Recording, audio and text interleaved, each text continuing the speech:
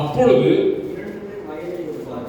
இல்ல, மத்தேயு 26:40-41. பின்பு அவர் சீஷர்களிடத்தில் வந்து அவர்கள் நித்திரை பண்ணுகிறதை கண்டு பேதுருவை நோக்கி, நீங்கள் 1 மணி நேரமாவது என்னோட கூட விழித்திருக்க கூடாதா? நீங்கள் சோதனைக்கு உட்படாதபடிக்கு விழித்திருந்து ஜெபம் பண்ணுங்கள். ஆவி உற்சாகம் உள்ளதுதான், மாமிசமோ பலவீனம் உள்ளது. பாருங்க, தூக்கம் எங்கே இருக்கு பாருங்க. இயேசு கூட இருந்தவங்களுக்கே தூக்கம் இருந்திருக்கு. அவர் ஜெபம் பண்றதுக்கு கூட்டிட்டு போயிருக்காரு. நம்ம நினைச்சு பாருங்களேன், எல்லாரும் வாங்க ஊட்டிக்கு போவோம் ஜெபம் பண்றதுக்கு. 1 நபர் போய் என்ன செய்வோம், காட்டு பகுதியில் உட்காந்து நல்லா ஜெபம் பண்ணிட்டு வருவோம் அப்படின்னு போய் உட்காந்துருக்கிறோம். 2 பேர் படுத்து புரட்ட விட்டு தூங்கினா எப்படி இருக்கு? நீங்க கற்பனை பண்ணி பாருங்க. இயேசு அவர் ஒரு பெரிய தாகத்தோட போயிருக்கிறாரு. அவருக்கு கூட சப்போர்ட்டா இருக்கக்கூடிய நபர்கள் அங்க போன இடத்துல நல்ல தூக்கம், அதுவும் படுத்து தூக்கம், கொரட்டை விட்டு தூக்கம். ஆண்டவர் சொல்ல, நீங்க என்ன செய்யுங்க, இது குறைந்தபட்ச ஜபத்தை சொல்றாரு. 1 மணி நேரம் மாவது, 1 மணி நேரம் விழித்திருக்க கூடாதான்னு சொல்லல, 1 மணி நேரமாச்சும் விழித்திருக்க கூடாதா என்று கேட்கிறார். நாம எத்தனை மணி நேரம் ஜபம்? 1 hour. நான் காலைல தூக்கத்தை கெடுத்து தான் 1 hour ஜபிக்கிறேன். யாராவது சொல்ல முடியுமா? தூக்கத்தை சாக்ரிஃபைஸ் பண்ணி காலையில் நான் பாருங்க, எனக்கு வேலை 6 மணிக்கு ஆரம்பிப்பேன், சமையல் வேலை ஆரம்பிப்பேன், அல்லது ஏதோ துணி துவைக்க ஆரம்பிப்பேன், ஏதோ ஒன்று செய்வேன். ஆனால் அதுக்கு முன்னாடி 1 மணி நேரம் முன்னாடி எழுந்திரிச்சு 1 hour ஜபம் பண்ணிட்டு தான் நான் இதை செய்கிறேன். சொல்ல முடியுமா? குறைந்தபட்சம் சொல்றாரு 1 மணி நேரமாவது. ஆனா நான் போன வாரம் கேட்ட செய்தி என்ன, நீங்க சொல்லுங்க பார்க்கலாமே. பிரதர் சொல்லக்கூடாது. போன வாரம் நாம் கேட்ட செய்தியின் சாராம்சம்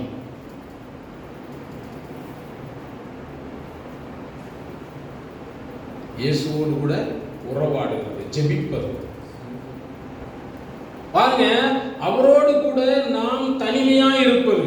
ஜபம் தான் என்னது? அது தனிமையா இருக்கிற இடம். ஆண்டவர் எங்க போனாரு? தனிமையான இடத்துல போய் ஜெபம் பண்ணார். நாம் எத்தனை பேர் தனிமையால ஜெபிக்கிறோம் சொல்லுங்க பார்க்கலாம். நான் கடந்த நாட்களில் ஷேக்கோட ஒரு செய்தி கேட்டிருந்தேன். அவர் சொன்னார், பாருங்க, சபையில ஜெபிக்க சொன்னா நாம ரெடி, ஒரு கூட்டத்தில் ஜெபிக்க சொன்னா நாம ரெடி. ஏன்னா நமக்கு நல்லா ஜெபிக்க தெரியும், வார்த்தைகளை போட்டு என்ன செய்ய முடியும், அப்போ வசனமெல்லாம் சொல்லி ஜெபிக்க தெரியும். ஆனா வீட்டில் உட்காந்து எவ்வளவு நேரம் ஜெபிக்கிறோம் நினைச்சு பாருங்க பார்க்கலாம். ஜெபிக்கிறோமா? வீட்டில் 1 hour நான் ஜெபிக்கிறேன். பெரிய பரிதாபமான நிலை பாருங்க. நீங்கள் ஜெபம் இல்லையானால் வாழ்க்கையில வெற்றியை நீங்கள் சுதந்திரிக்க முடியாது. வெற்றின்னு சொன்னா உடனே பொருளாதார வெற்றியை கணக்கில் கொண்டுறாதுங்க. ஜெபம் பண்ணு, ஆண்டவர் என்ன ஆசீர்வதிச்சாரு அப்படி இல்லை. பாருங்க, நம்முடைய ஆவிக்குரிய வாழ்க்கையில, நம்முடைய அன்றாட செயல்பாடுகளே தேவனோடு கூட நடப்பதற்கு நமக்கு ஒரு வெற்றி உண்டு. எல்லாரும் அவரோட நடக்க முடியாது பாருங்களேன்.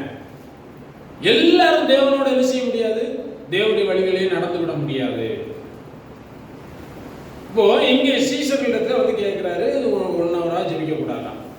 அதுக்கு காரணம் என்ன? ஏன் 1 hour ஜெபிக்க கூடாதுன்னு சொன்னாரு? ஏன் ஜெபிக்கணும்னு கேட்டாரு அவர் வீட்டில். சரி, ஜெபிக்கணும்னு நாம சொல்றோம். சீசர்களிடத்துல ஏன் அந்த காரியத்தை கேட்டார்? தமிழ் தெரியுமா அந்த வசனம்? இப்போ நம்ம வாசித்த வேத பகுதி கொஞ்சம் வாசிங்க, மறுபடியுமாக கவனிக்கும்படியா கேட்கிறேன். அம்மா கவனிங்க, ஒவ்வொருத்தரும் அந்த வசனத்தை கவனிச்சு இப்போ நான் கேள்வி கேட்பேன், நீங்க சொல்லணும். பின்பு அவர் சீசர்களிடத்தில் வந்து அவர்கள் நித்திரை பண்ணுகிறதை கண்டு பேதுருவை நோக்கி, நீங்கள் 1 மணி நேரமாவது என்னோட கூட விழித்திருக்க கூடாதா? நீங்கள் சோதனைக்கு உட்படாதபடிக்கு விழித்திருந்து ஜெபம் பண்ணுங்கள். ஓகே, போதும் பாருங்க.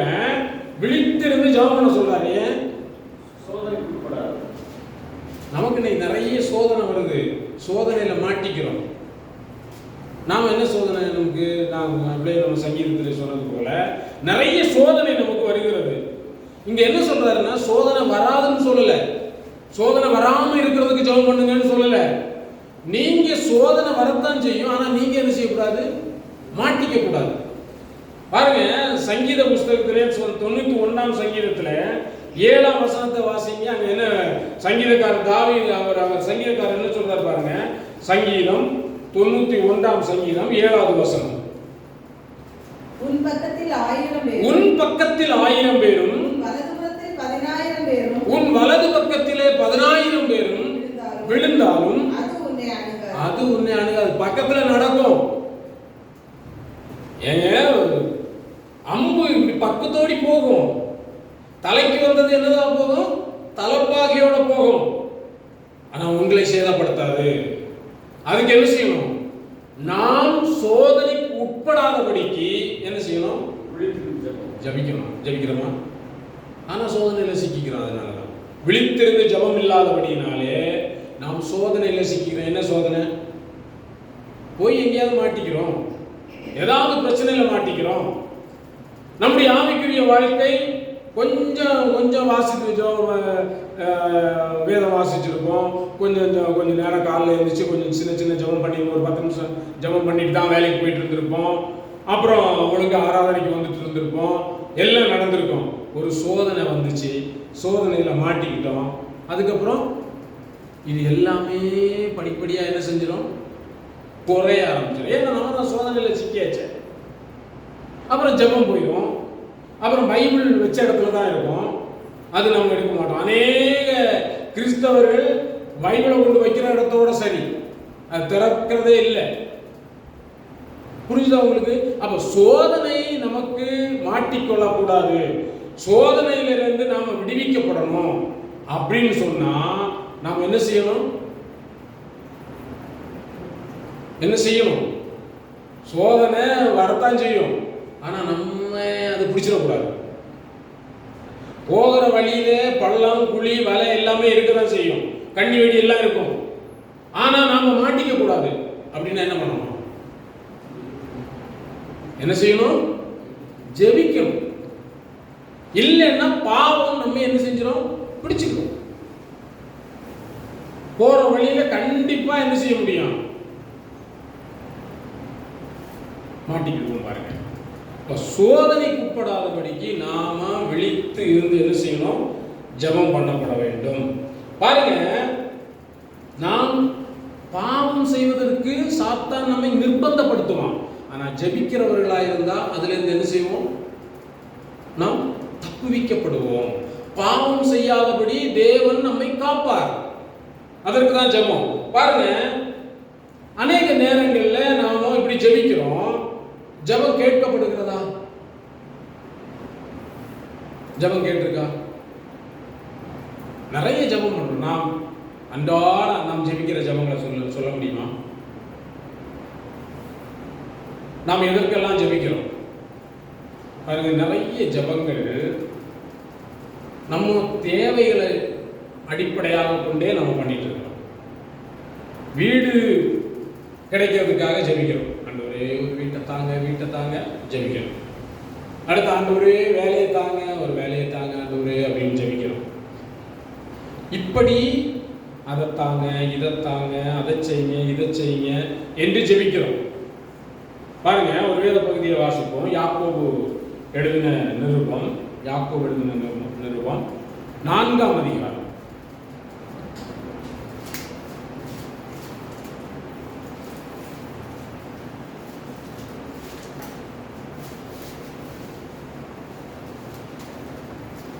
யாக்கோபு 4ஆம் அதிகாரம் 3வது வசனத்தை நாம் வாசிப்போம்.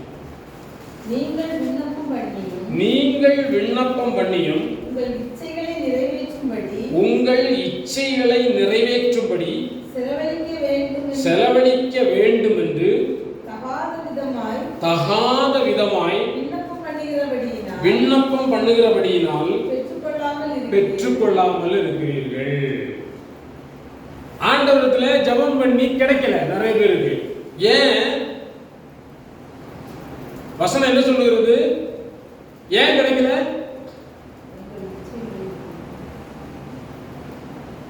தங்களுடைய இச்சைகளை நிறைவேற்றும்படிக்கு விண்ணப்பம் பண்ணுகிறார்கள். எப்படி எப்படி பாருங்க, ஆண்டவரே பக்கத்து வீட்டுக்காரர் காரை பார்க்குறோம், அதை பார்த்து நமக்கு கார் வேணும். பக்கத்து வீட்டில் பாருங்க சோபா போட்டிருக்காங்க, நமக்கும் சோபா வேணும். பாருங்க அவரு பாருங்க கடந்த நாட்களில் இந்த ஒரு பொறாமைகள் சொல்லிட்டு ஒருத்தர் இது பேசுறாரு, இந்த கோபி சுதாகர் பேசுறாங்க. உலக மனுஷனுடைய காரியங்களை அப்படியே எடுத்து என்ன செய்யறாங்க, மனுஷன் நினைக்கிறத அப்படியே எடுத்து பேசுறாங்க. பாருங்க நமக்கு ஜெபம் எதற்காக இருக்குன்னா நம்முடைய இச்சைகளை நிறைவேற்றுவதற்கு, என்னுடைய தேவைகளுக்காக இல்லை. ஆண்டவரே இப்ப எனக்கு பைக் இல்லை, ஆண்டவரே எனக்கு ஆபீஸ் போகணும், ஒரு பைக் தாங்க. இது இச்சை கிடையாது. பைக் இருக்கு, ஆனா பக்கத்து வீட்டில் புல்லட் வாங்கியிருக்காரு, ராயல் என்ஃபீல்டு. நானும் புல்லட் வாங்கணும். அடுத்த ஜெபம் என்னது? ஆண்டவரே புல்லட் தாங்க, புல்லட் தாங்க. வீடு இல்லை, ஆண்டவரே ஒரு வீட்டை தாங்கன்னு கேட்கறது அது இல்லை. வீட்டுக்கு வந்தாச்சு, அதுக்கப்புறம் எங்கே ஒரு இடத்துக்கு போகிறோம் வைப்போம். ஏங்க எங்கள் வீட்டில் 2 பெட்ரூமும் கிச்சன் டைல்ஸ் இதெல்லாம். வீட்டுக்கு வந்தாச்சு, உனி ஆண்டவரே என்ன வேணும் பாருங்க. ஆண்டவர்கிட்ட கேட்குறோம், ஒரு பெரிய வீட்டை தாங்க, பெரிய வீட்டை தாங்க, அல்லது ஏதோ ஒன்று தாங்க. இப்படி தகாத விதமாக நம்முடைய இச்சைகளை நிறைவேற்றும்படிக்கு ஜெபிக்கிறதுனால அது என்ன செய்ய மாட்டேங்குதாமா, நடக்க மாட்டேங்குதா. அப்போ ஜெபம் ஆண்டவர் சொல்றாரு, நீங்க சோதனைக்கு உட்படாதபடிக்கு விழிச்சிருந்து ஜெபம் பண்ணுங்க. நீங்க சில ஜெபங்கள் எப்படி பண்றீங்கன்னா இச்சையை நிறைவேற்றும்படிக்கே பண்றீங்க. அதுக்கு முந்தின வசனத்தை பாருங்களேன், 2ஆம் வசனம், யாக்கோபு 4ஆம் அதிகாரம். நீங்கள் இச்சித்தும் உங்களுக்கு கிடைக்கவில்லை, நீங்கள் கொலை செய்தும் பொறாமை உள்ளவர்களாயிருந்தும் அடையக்கூடாமல் போகிறீர்கள். நீங்கள் சண்டையும் யுத்தமும் பண்ணியும் நீங்கள் விண்ணப்பம் பண்ணாமல் இருக்கிறதுனாலே சித்திக்கிறதில்லை. பாருங்க, செயல்கள் எல்லாம் தேவனுக்கு பிரியமில்லாததா இருக்கு, ஆனா ஜெபம் மட்டும் அந்த இச்சையை நிறைவேற்றக்கூடிய ஜெபமா இருக்கு. இது இப்படிப்பட்ட ஜெபம் அல்ல. ஆண்டவர் சொல்லக்கூடிய ஜெபம் என்பது எப்படிப்பட்டதா இருக்கு பாருங்க. நாம் சோதனையில சிக்கிக் கொள்ளக்கூடாது. பாருங்க, இதை குறித்து ஆண்டவர் இயேசு பேசும் பொழுது மத்தேயு 26ஆம் அதிகாரம் 39ஆம் வசனத்தை பாருங்க. மத்தேயு 26 39வது வசனம். சற்று அப்புறம் போய் முகம் குப்புற விழுந்து என் பிதாவே இந்த பாத்திரம் என்னை விட்டு நீங்க கூடுமானால் நீங்கும்படி செய்யும், ஆகிலும் என் சித்தத்தின்படி அல்ல உம்முடைய சித்தத்தின்படியே ஜெபம் பண்ணினார். 42ஆம் வசனம். அவர் மறுபடியும் இரண்டாம் தரம் போய் என் பிதாவே இந்த பாத்திரத்தில் நான் பானம் பண்ணினால் ஒழிய இது என்னை விட்டு நீங்க கூடாதாகில் உம்முடைய சித்தத்தின்படி ஆக கடவுது என்று ஜெபம் பண்ணினார். நீங்க நல்லா கவனிங்க, நாம் எப்படி ஜெபம் பண்ண வேண்டும், நம்முடைய ஜெபங்கள் எப்படிப்பட்டதாக இருக்க வேண்டும் என்று ஆண்டவர் நமக்கு கற்றுத் தருகிற ஒரு காரியம். இங்க பாருங்க, முதலாவது பார்க்கிறாரு, சொல்றாரு, இந்த பாத்திரம் என்னை விட்டு நீங்க கூடுமானால் நீங்கும்படி செய்யும்.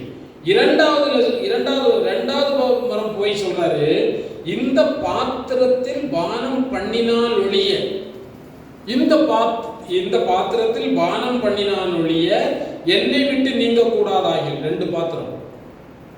நல்லா கவனிங்க. முதல்ல ஒரு பாத்திரம், இந்த பாத்திரம் என்னை விட்டு நீங்கட்டும் சொல்றாரு. ரெண்டாவது சொல்றாரு, இந்த பாத்திரத்துல பானம் பண்ணினான் வழி அந்த பாத்திரம் போகாதான். நீங்க நல்லா கவனிக்க வேண்டும் இதை. நாம் அநேக நேரங்களில் வேத வசனங்களை வாசித்திருக்கிறோம், நாம் சரியாய் கவனிப்பதில்லை. பாருங்க, 2 பாத்திரங்கள். பாருங்க, இதுல ஏதாவது ஒன்னத்தான் நாம எடுக்க முடியும். அல்லேலூயா, அல்லேலூயா, அல்லேலூயா. எல்லாரும் எழுந்து நிற்போம். பாருங்க, எழுந்துங்க. எல்லாரும் எழுந்துருங்க. எழுந்திருக்க பார்க்கலாம். நான் வேகமா சொல்லுவேன், சொல்றதை செய்யணும். சரியா? உட்காருங்க. எழுந்திருங்க. உட்காருங்க. எழுந்திருங்க. உட்காருங்க. எழுந்திருங்க. எழுந்திருங்க. தூக்கம் தெரியுது பார்த்தீங்களா? உட்காருங்க. எழுந்திருங்க. உட்காருங்க. உட்காருங்க. உட்காருங்க. பாருங்க, நல்லா கவனிங்க. 2 பாத்திரம். ஆண்டவர் சொல்றாரு, பிதாவே இந்த பாத்திரம் என்னை விட்டு நீங்கணும். அடுத்த ஜெபம் என்ன சொல்றாரு பாருங்க, இந்த பாத்திரத்தில் பானம் பண்ணினால் வழியா அந்த பாத்திரம் போகாது. 2 பாத்திரம். அது என்ன 2 பாத்திரம்? நல்லா தெரியுங்க. 2 கப்பில் அவங்க முன்னாடி கொண்டு வந்து ஜூஸ் தரோம். 2 கப்பு ஜூஸ் இருக்கு. இந்த கப்பில் இருக்கிற ஒரு ஜூஸ் தான் நீங்க குடிக்கணும். 2ல 1 நீங்க சூஸ் பண்ணிக்கணும். இந்த கப்பை தொட்டீங்கன்னா அந்த கப் கிடைக்காது, அந்த கப்பை தொட்டீங்கன்னா இந்த கப் கிடைக்காது. இதுதான் அவருடைய ஸ்டேட்மெண்ட். புரிஞ்சதா உங்களுக்கு? இந்த பாத்திரத்தில் பானம் பண்ணா அந்த பாத்திரத்தை எடுத்து போயிடுவாங்க, இல்லை அந்த பாத்திரத்தில் பானம் பண்ணீங்கன்னா இந்த பாத்திரத்தை எடுத்து போயிடுவாங்க. எவ்வளவு அழகான வார்த்தைகள் பாருங்க. இப்ப ஆண்டவர் சொல்றாரு, அப்ப ஆண்டவருடைய சித்தம் என்ன? ஆண்டவரே பாருங்க, ஒரு பாத்திரம் என்ன? ஒரு பாத்திரத்துல சர்பத்துன்னு வச்சுக்கோங்க, ஒரு பாத்திரத்துல டீ அப்படின்னு புரிஞ்சு கொள்வதற்காக சொல்றேன். நீங்க சர்பத்து எடுப்பீங்களா, டீ எடுப்பீங்களா? ஏதோ ஒன்று. டீ எடுத்துக்கிட்டீங்கன்னா சர்பத்து கிடைக்காது, சர்பத்தை எடுத்துக்கிட்டீங்கன்னா டீ கிடைக்காது. ஆண்டவர் 2 பாத்திரங்கள் வைக்கப்படுகிறது. ஒன்று சிலுவை மரணம், சிலுவையிலே தன்னை ஒப்பு கொடுப்பது. இரண்டாவது பாத்திரம் நித்திய ஜீவன், ஆத்துமா மரணம் அடைஞ்சிடக்கூடாது. சரீரம் செத்தா பரவாயில்ல, ஆத்துமா என்ன செஞ்சிடக்கூடாது, மரணம் அடையக்கூடாது. 2 பாத்திரங்கள். ஒன்று சரீர மரணம், இன்னொன்று ஆவிக்குரிய மரணம். 2 பாத்திரம் அவர் கையில வீட்டப்படுகிறது. ஆவிக்குரிய மரணத்தை எடுத்துக்கிட்டா சரீர மரணம் இல்லை, சரீர மரணத்தை எடுத்துக்கிட்டா ஆவிக்குரிய மரணம் இல்லை. புரிஞ்சுதா உங்களுக்கு? இப்போ அந்த வசனம் புரிஞ்சுச்சா? இப்போ அவர் என்ன சொல்றாரு, இந்த பாத்திரத்தை எடுத்தாதான் அந்த பாத்திரம் கிடைக்குமானால், அதாவது சரீர பிரகாரமாக மரிக்கிற பாத்திரத்தை எடுத்தாதான் நாம் உம்மோடு கூட ஜீவனோடு இருக்க முடியும். தேவனோடு கூட உறவாடுவதற்கு சரீர பிரகாரமாக பாவத்திற்கு நாம் மரிக்க வேண்டும். தேவனோடு வாழ்வதற்கு நாம் பாவத்திற்கு என்ன செய்யணும், மரிக்க வேண்டும். அப்பதான் அவரோடு வாழ முடியும். பாவத்திற்கு நாம் வாழ்ந்தால் அவரோடு வாழ முடியாது, மரிச்சிடும். இப்போ உங்களுக்கு என்ன தேவை? நீங்க இதுல எதை சூஸ் பண்ண போறீங்க?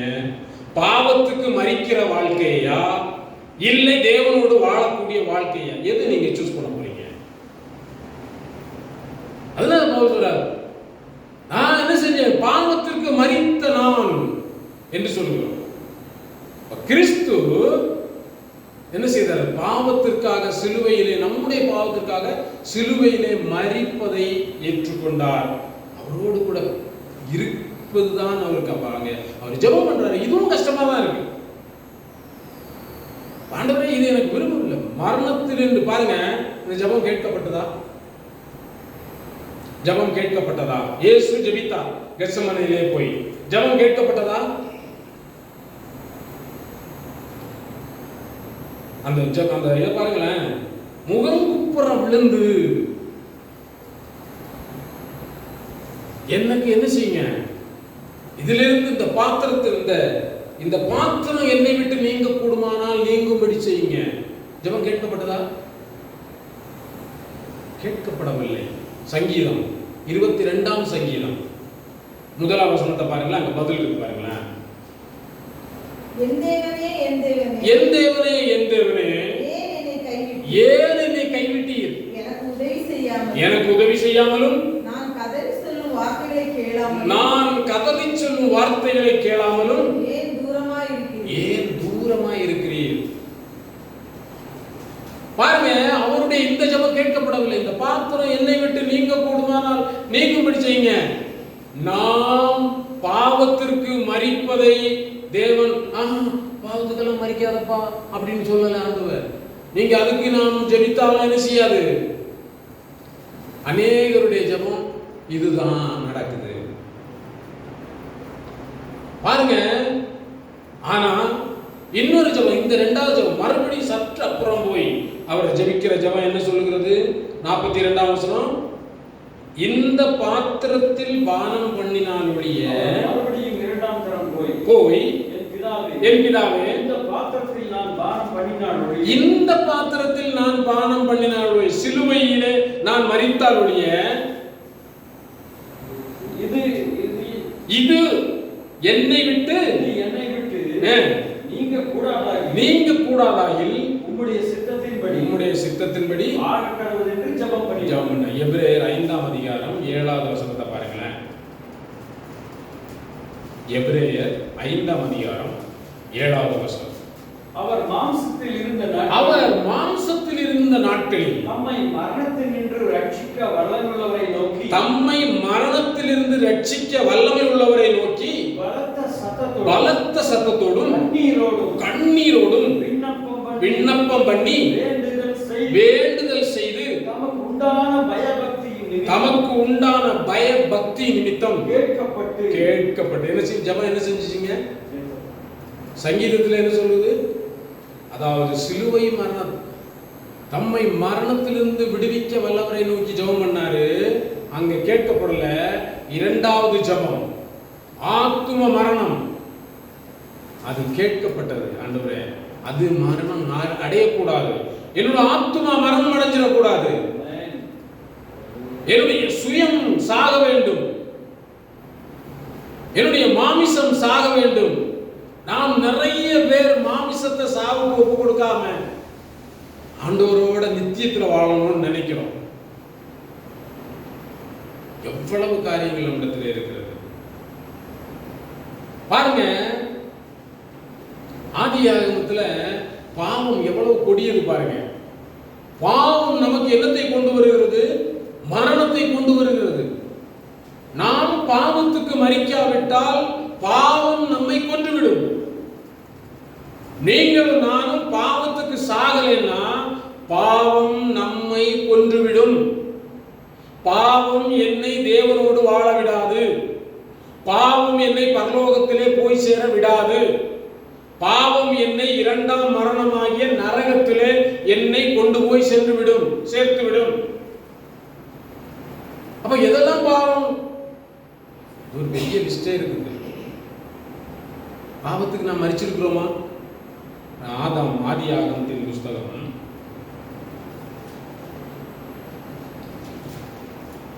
2ஆம் அதிகாரம் 17வது வசனம். ஆனாலும் நன்மை தீமை அறியத்தக்க விருட்சத்தின் கனியை புசிக்க வேண்டாம். அதை நீ புசிக்கும் நாளிலே சாகவே சாவாய். பாருங்க, தேவன் ஒரு கட்டளையை கொடுக்கிறாருன்னா அதுக்கு ஏதாவது பின்புலம் இருக்கும். ஆண்டவர் தோட்டத்தில் எல்லா கனி விருட்சங்களையும் எல்லாத்தையும் உருவாக்குனார். ஆனா இந்த மரத்தை மட்டும் சாப்பிடக்கூடாதுன்னு சொன்னார். ஏன்? பதில் சார் சொல்லுங்களேன். ஏன் சாப்பிடக்கூடாதுன்னு சொன்னாரு? டக்கு டக்குன்னு சொல்லணும். நீங்க பல ஆண்டுகளா வேதம் வாசிக்கிறவங்க தானே. ஏன் இந்த கனியை புசிக்க கூடாது என்று சொன்னார்? சொல்லுங்களேன், ஏதாவது ஒன்று சொல்லுங்க.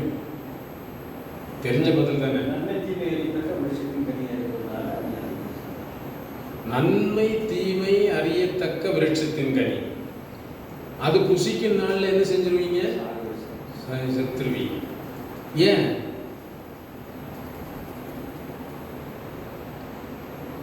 ஏன்? சாத்தான் வந்து சொன்னான், நீங்க என்ன செய்ய மாட்டீங்க?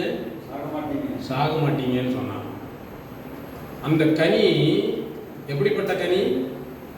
நன்மை தீமை அறியத்தக்க கனி. அப்படின்னா என்ன? அடுத்து அங்க ஒரு வசனம் அழகா சொல்லுது பாருங்களேன். அதே அதிகாரம் 2ஆம் அதிகாரம் கடைசி வசனம். ஆதாமும் அவன் மனைவியுமாகிய இருவரும் நிர்வாணிகளாய் இருந்தும் வெட்கப்படாதிருந்தார். நிர்வாணிகளாக தான் இருந்தாங்க, ஆனா என்ன செய்யல? வெட்கப்படல. பாருங்க, நமக்கு அறிவு இருக்குல்ல, இந்த அறிவு தான் நம்மை எங்க கொண்டு போகுது? நிறைய மத சம்பந்தமான அறிவு. தேவனை அறியாமல் மத சம்பந்தமான அறிவு நம்ம என்ன செய்யுதுங்க? மரணத்துக்கு நேராக கொண்டு போகுது. ஒரு குழந்தை இருக்குது, குழந்தை ஜட்டி போடலன்னு வெட்கப்படுமா? ஒளிஞ்சிக்குமா போய்? குழந்தை ஓடி நமக்கு என்ன செய்யும்? வரும். ஏன்? அதுக்கு தெரியாது. பாருங்க, ஒரு வசனம் ரோமருக்கு எழுதின நிருபம் 7ஆம் அதிகாரம் 11வது வசனத்தை பாருங்களேன். ரோமர் 7.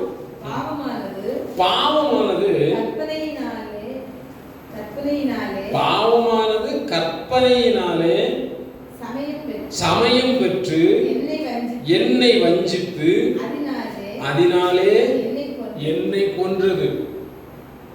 அதுக்கு முன்னாடி சொல்லும்போது சொல்றாரு, பாவம் ஏற்கனவே இருக்குது உலகத்துல, ஆனால் மரம் ஏற்கனவே இருக்குது. ஆனா அதை சாப்பிட்ட பிறகு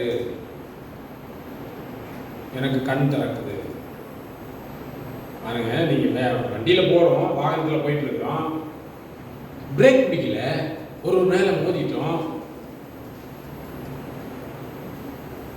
திடீர்னு. ஆனா இன்னொருத்தர் என்ன செஞ்சாரு? வேணும்னே போய் மோதுறாரு ஒருத்தர் மேல. எது தப்பு? ரெண்டுமே செயல்தான். ஆனால் இது என்னது? இவருடைய நாலேஜுக்கு தெரியாம நடந்த ஒரு விஷயம். ஆனா அது தெரிஞ்சே நடந்த விஷயம். நன்மை தீமை அறியத்தக்க கனி. அதை புசிச்சாங்க, கண்கள் திறக்கப்பட்டுருச்சு. கண்கள் திறக்க, பாவம்னு தெரிஞ்சதுக்கு அப்புறம் அதை செய்யலாமா? இன்றைக்கு நிறைய பேர் பாவம்னு தெரிஞ்சுமே என்ன செய்யறோம். அதனால என்ன வருதுங்க? தெரியாம செஞ்சா மரணம் இல்லை, தெரிஞ்சு செஞ்சா அதுக்கு மரணம். பாருங்க, இங்கே பாவமானது என்ன செஞ்சிச்சு அப்படின்னு சொன்னா, கற்பனையினாலே சமயம் பெற்று.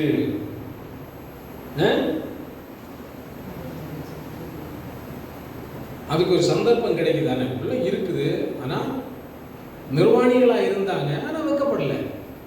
ஆனா சாத்தான் ஒரு அறிவை கொண்டு உள்ள வைக்கிறான். அதுக்கு பிறகு அறிவு வந்தது, பாருங்க, மரணம் வந்துட்டு. இன்றைக்கு நாம் தேவனை அறிகிற அறிவு வர வேண்டும். தேவனோடு நாம் உறவாடுகிற அனுபவம் வர வேண்டும். அதான் இயேசு சொல்றாரு, இந்த பாவம் என்னை நித்திய மரணத்துக்குள்ளே கொண்டு போகிறது. அப்ப ஜெபம் எதுக்காக இருக்கணுங்க? இயேசு அங்க எச்சமனையில என்ன ஜெபம் பண்ணாரு? அவரோடு உள்ள உறவு துண்டிக்கப்பட்டு விடக்கூடாது. உறவை துண்டிக்கக்கூடிய எந்த ஒரு செயலையும் செஞ்சிடக்கூடாது. இன்றைக்கு நீங்களும் நானும் பாவம் செய்யும் போது தேவனோடு உள்ள உறவு என்ன செய்கிறது? துண்டிக்கப்படுகிறது. அப்ப நாம் எதற்காக ஜெபிக்கணும்? அதுதான் இன்றைக்கு கருத்து. ஜெபம். ஆண்டவரே, நான் பாவம் செய்யக்கூடாது, என்னிடத்திலே இந்த பாவம் இருக்கிறது, என்னிடத்திலே இந்த குறை இருக்கிறது, நீர் இதை விரும்பவில்லை, என்கிட்ட இருந்து இதை அப்புறப்படுத்தணும், நான் இதை விட்டு விலகிறேன், உமக்கு பிரியமில்லாத காரியம், இதை நான் செய்யும் பொழுது தேவனோடு உள்ள உறவு துண்டிக்கப்படுகிறது, எனக்கு மரணம் சம்பவிக்கிறது, நான் நித்திய ஜீவனுக்கு நியமிக்கப்பட்டவன் என்பதை நாம் உணர்ந்து இந்த ஜீவனுக்காக நாம் என்ன செய்வோம்? பிரயாசப்படுவோம். அதற்காக ஜெபிக்க வேண்டும். 1 மணி நேர ஜெபம், 72 மணி நேர ஜெபம், உபவாச ஜெபம், காத்திருப்பு ஜெபம், அமாவாசை ஜெபம், இதெல்லாம் தூக்கி விவரமா வச்சுட்டு, ஆண்டவரே என்னை பரிசுத்தப்படுத்துங்க, நான் உமக்கு பிரியமான வாழ்க்கை வாழ என்னை தகுதிப்படுத்துங்க என்கிறதான ஜெபத்தை நாம் செய்வோம். தேவன் நம்மை ஆசீர்வதிப்பாராக.